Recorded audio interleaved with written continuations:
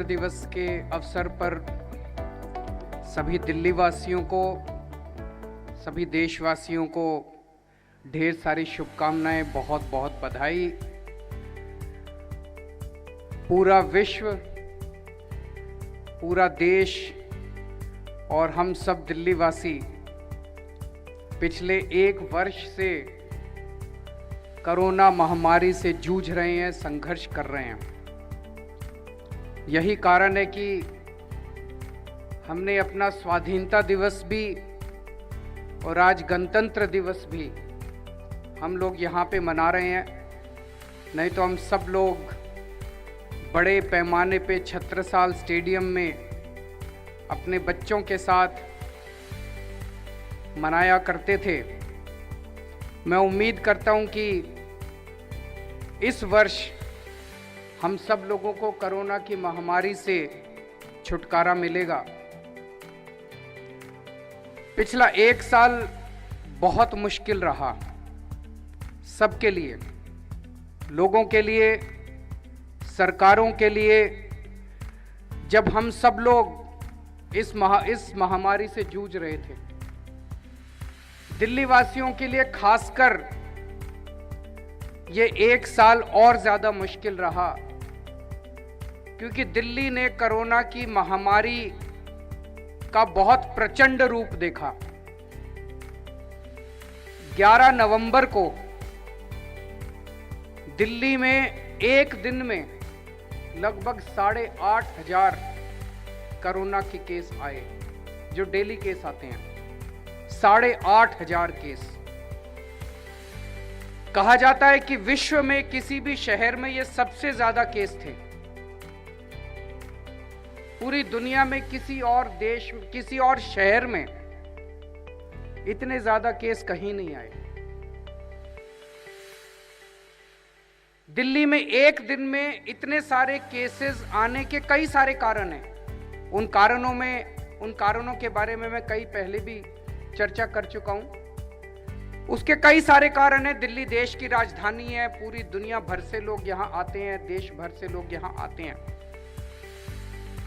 लेकिन अच्छी बात यह रही कि जिस तरह से दिल्ली के लोगों ने और सरकार ने मिलके इसका सामना किया और सफलतापूर्वक सामना किया।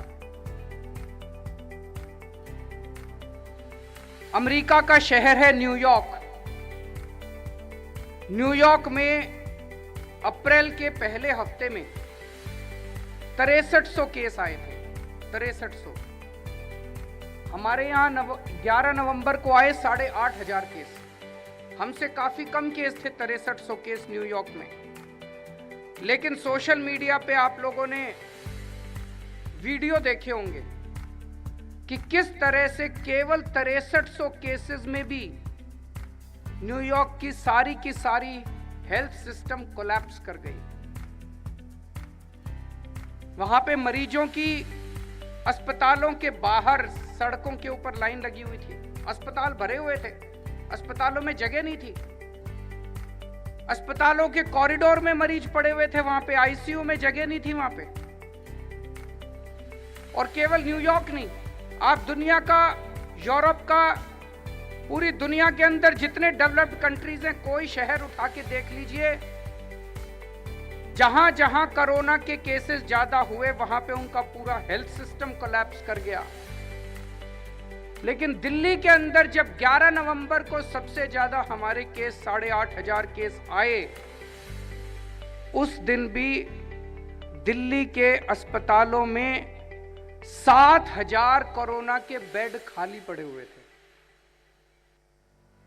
हमारे किसी भी अस्पताल के अंदर कॉरिडोर में मरीज नहीं थे। हमारे किसी भी अस्पताल के बाहर सड़कों पे मरीज नहीं थे। हम सब दिल्ली वासियों ने मिलके, दिल्ली सरकार ने मिलके अपनी जो पिछले 5 साल के अंदर दिल्ली की स्वास्थ्य सेवाओं को दुरुस्त किया है, स्ट्रेंथन किया है, हमारे डॉक्टर्स ने, हमारे मेडिकल स्टाफ ने, हमारे पैरामेडिकल स्टाफ ने, हमारे ऑफिसर्स ने मिलके पूरे हेल्थ सिस्टम को जो दुरुस्त किया और कोरोना महामारी के दौरान जिस तरह से अच्छा मैनेजमेंट किया, ये उसी का नतीजा है कि हमारा हेल्थ सिस्टम ऐसी महामारी के दौर में जब सबसे ज्यादा केस दिल्ली के अंदर हो रहे थे, हमारा हेल्थ सिस्टम कोलैप्स नहीं किया और पूरा हम उसको मैनेज करने में कामयाब रहे। इसके लिए मैं अपने सभी ऑफिसर्स को, सभी डॉक्टर्स को, सभी मेडिकल स्टाफ को, सभी कोरोना वॉरियर्स को बहुत बहुत तहे दिल से बधाई देना चाहता हूं, जिस शानदार तरीके से आप सब लोगों ने इस पूरे सिस्टम को मैनेज किया। ये बहुत कठिन दौर था, जब लोगों की नौकरियां चली गई, रोजगार चले गए, दुकानें बंद हो गई, मार्केट बंद हो गए, फैक्ट्रियां बंद हो गई। सरकारों के लिए भी बड़ा मुश्किल दौर था, टैक्स आना बंद हो गया, बड़ी चिंता होने लगी कि तनख्वाह कैसे देंगे। लेकिन ऐसे दौर के, ऐसे कठिन दौर में मुझे बेहद खुशी है कि हम सब दिल्ली वासियों ने मिलके इस कठिन दौर के अंदर भी स्थिति को संभाला।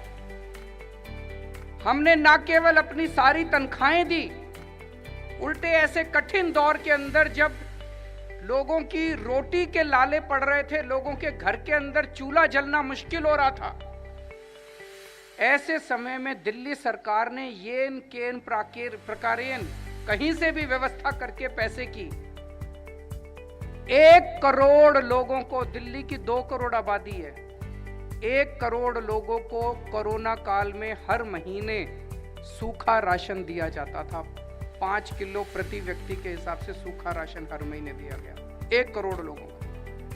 10 लाख लोगों को हर रोज लंच और डिनर की व्यवस्था, रसोई की व्यवस्था की गई, स्कूलों के अंदर रसोई की व्यवस्था की गई। 10 लाख लोगों को रोज खाने की व्यवस्था की गई। हम नहीं चाहते थे कि किसी की भी, एक तरफ तक कोरोना की महामारी, कि कहीं ऐसा ना हो कि कोरोना से तो बच जाएं और भूख से मर जाएं। तो दिल्ली सरकार ने उसकी व्यवस्था की। इस वक्त ऑटो, टैक्सी सब चलने बंद हो गए थे। हमने ऑटो और टैक्सी ड्राइवर्स को 5-5 हजार रुपए उनके बैंक अकाउंट के अंदर जमा कराए। लगभग 1,56,000 ऑटो और टैक्सी ड्राइवर्स के बैंक अकाउंट में 5-5 हजार रुपए जमा कराए। पूरे देश में किसी भी राज्य सरकार ने अपने ऑटो और टैक्सी वालों को सुध नहीं ली।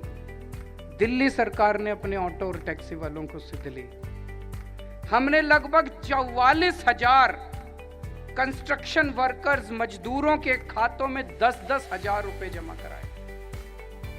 पूरे देश में ऐसा करने वाली अकेली दिल्ली सरकार है जिसने अपने मजदूरों के बैंक अकाउंट के अंदर 10-10 हजार रुपए जमा कराए। पूरे दिल्ली में कहीं पता चला, जहां पता चला कोई मुसीबत में है, किसी को खाने की दिक्कत हो रही है, कहीं पता चला किसी को बीमार है, उस तक दिल्ली सरकार पहुंची, उसके खाने की व्यवस्था की, उसकी दवा दारू की व्यवस्था की। पूरा विश्व जब कोरोना की महामारी से लड़ रहा था, पूरा विश्व जब इसकी दवाई का इंतजार कर रहा था, तब भी हमारे डॉक्टर्स ने पहल करके प्लाज्मा थेरेपी दी दुनिया को।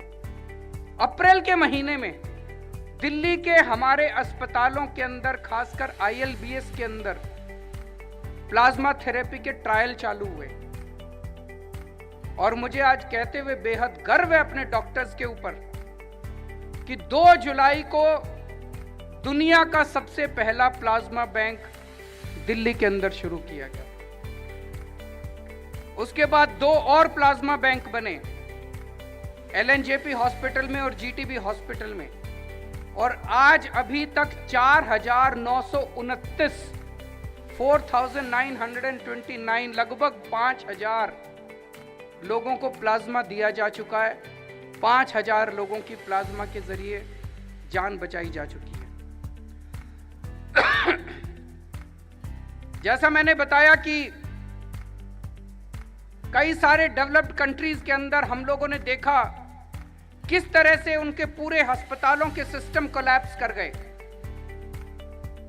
अस्पताल भर गए, ICU भर गए, कॉरिडोर में पेशेंट्स पड़े हुए थे, सड़कों पे पेशेंट्स पड़े हुए थे। तो हमने इसको स्टडी किया कि ऐसा क्यों हो रहा है।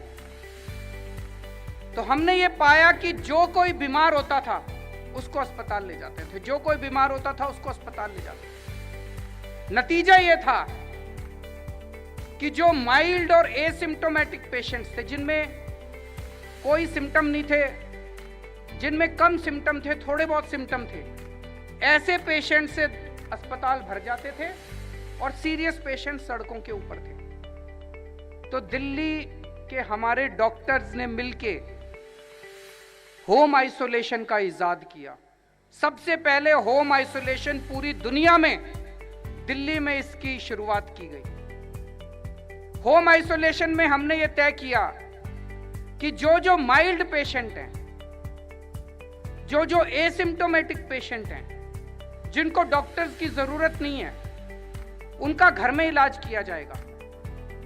हमारे डॉक्टर्स की टीम उनके घर जाती थी, उनको एक किट दे के आती थी। सबसे पहले दिन जैसी उनकी टेस्ट रिपोर्ट आती है, टेस्ट रिपोर्ट आने के अगले दिन हमारे दिल्ली सरकार के डॉक्टर्स की टीम उनके घर जाती है, उनको किट दे के आती है, सारा सामान दे के आती है, सारा समझा के आती है, उनको एक ऑक्सीमीटर दे के आती है। पूरी दुनिया में ये पहली बार हुआ कि जितने बीमार पेशेंट होम आइसोलेशन में, उनके घर एक ऑक्सीमीटर दे दिया जाता है। और फिर डेली सुबह शाम एक डॉक्टर उन पेशेंट्स को फोन करके पूछता है, भाई साहब ठीक ठाक हैं, कोई तकलीफ तो नहीं है, ऑक्सीजन नापो, कितनी आई ऑक्सीजन। अगर उसकी ऑक्सीजन कम हो तो तुरंत एम्बुलेंस भेज के उसको अस्पताल के अंदर शिफ्ट कर दिया जाता है। नतीजा ये हुआ कि हमारे होम आइसोलेशन में मुश्किल से कुछ एक मृत्यु हुई और अभी तक 3,12,425 3 लाख से ज्यादा पेशेंट्स हमारे होम आइसोलेशन के अंदर ट्रीट हुए। और दिल्ली ने जब से होम आइसोलेशन की प्रक्रिया शुरू की, देश भर में नहीं दुनिया भर के अंदर होम आइसोलेशन की इस प्रक्रिया को दिल्ली से सीख के बाकी सारी दुनिया ने इसको अडॉप्ट किया। आप सोच के देखिए, अगर ये होम आइसोलेशन हम लोग शुरू नहीं करते, हमारे डॉक्टर्स शुरू नहीं करते, ये 3,12,000 पेशेंट्स हमारे हॉस्पिटल्स में जाते और हॉस्पिटल्स के अंदर बेड्स मिलने वाले नहीं थे, बेड्स की कमी पड़ जाती। तो जो मैंने बताया 11 नवंबर को जब 8,500 केसेस आए हमारे दिल्ली में और 7,000 बेड खाली पड़े हुए थे, वो इसी वजह से पड़े हुए थे क्योंकि हमारा मैनेजमेंट बहुत शानदार था।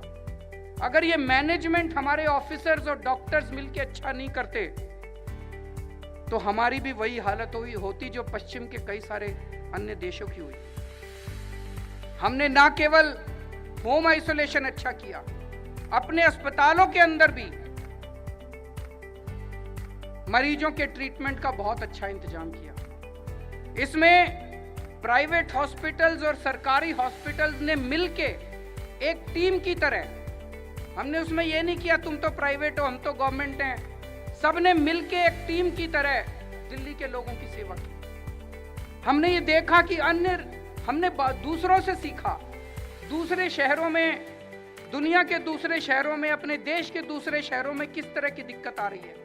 हमने देखा कि कई जगह जब सरकारों ने ऊपर से आदेश जारी कर दिए, बिना पूछे, बिना लोगों को कॉन्फिडेंस में लिए आदेश पे आदेश जब सरकारों ने जारी कर दिए, तो कई प्राइवेट अस्पताल वाले अस्पताल पे ताला लगा के घर चले गए, बोले जी हम तो नहीं करते। कई प्राइवेट अस्पतालों के डॉक्टर और नर्स अपने अपने घर चले गए, बोले जी हम तो नहीं करते। दिल्ली के अंदर हम लोगों ने उनके साथ बैठ के एक एक ऑर्डर जारी किया, उनको कॉन्फिडेंस में लेके एक एक ऑर्डर जारी किया, उनको डिसीजन मेकिंग का हिस्सा बनाया। इसीलिए प्राइवेट अस्पताल वालों ने हमारा कदम कदम पे सहयोग किया। इसके लिए आज मैं प्राइवेट हॉस्पिटल्स का भी बहुत बहुत शुक्रिया अदा करना चाहता हूं, उसमें भी काम करने वाले सभी डॉक्टर्स और नर्सेस का भी शुक्रिया अदा करना चाहता हूं। हमारे सरकारी अस्पतालों ने बहुत शानदार काम किया। मैं तो उनका मुख्यमंत्री हूं, मैं अगर कहूं कि उन्होंने अच्छा काम किया तो यकीन नहीं होगा। लेकिन हमारे जीटीबी हॉस्पिटल में उत्तराखंड के एक पूर्व मंत्री राजेंद्र सिंह भंडारी जी इलाज कराने के लिए आए। उत्तराखंड से पूर्व मंत्री उनके हमारे जीटीबी हॉस्पिटल में इलाज कराने के लिए आए और जाते समय वो इतनी दुआएं और इतना आशीर्वाद डॉक्टर्स और नर्सेस को दे के गए और मेरे लिए मैसेज छोड़ के गए कि मुख्यमंत्री जी को बोलना कि आपके डॉक्टर्स और नर्सेज बहुत अच्छे हैं। इससे बड़ा सर्टिफिकेट हमारे लिए नहीं हो सकता। हमारे कोरोना वॉरियर्स ने इस दौरान बहुत शानदार काम किया, लेकिन ये ऐसी महामारी थी जिसमें सबका दिल धक धक करता है। अगर मुझे हो गई तो क्या होगा, अगर मेरे को कुछ हो गया तो क्या होगा, अगर मेरी मौत हो गई तो क्या होगा, मेरे बाद मेरे परिवार का क्या होगा। तो कोरोना वॉरियर्स के दिल में भी ये धक धक तो थी। सबको अपनी जिंदगी प्यारी है, सबको अपना परिवार भी प्यारा है, लेकिन हमारे कोरोना वॉरियर्स ने अपनी जान की बाजी लगा के लोगों की सेवा की और जिम्मेदार सरकार होने के नाते और हमारे पूरे समाज ने मिलके कोरोना वॉरियर्स को एक तरह से सपोर्ट करने के लिए एक अलग किस्म की स्कीम निकाली कि अगर किसी कोरोना वॉरियर को लोगों की सेवा करते हुए, चाहे वो पुलिस में काम करते हो, चाहे वो अस्पताल में काम करते हो, चाहे वो सफाई कर्मचारी का काम करते हो, जो भी सिविल डिफेंस वॉलंटियर का काम करते हो, जो भी हमारे कोरोना वॉरियर्स अगर